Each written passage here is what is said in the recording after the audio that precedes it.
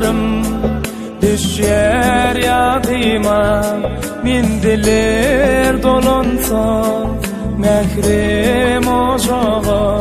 Yüreğim bizlenyer acab aydıma, yaşlık devüllerim dolyar kocağa. Yüreğim bizlenyer acab aydıma, yaşlık devüllerim dolyar kocağa.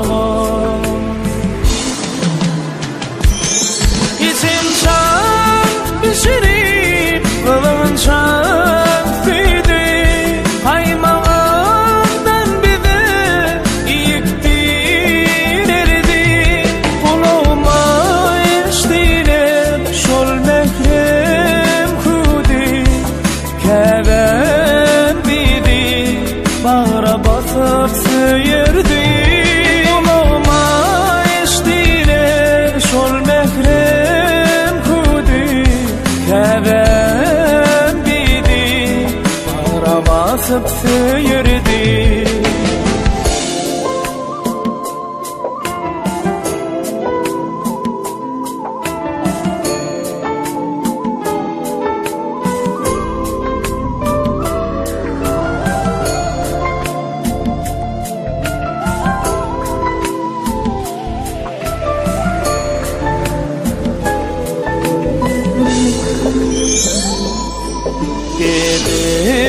Bir yer durmuş atlı kucağa, kedemizin bide birin gülleri.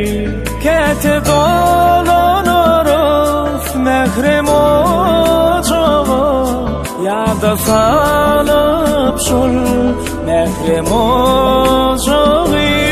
Kete dolanırız mehrem ocağa, yada sanıp şol mehriban ocağa.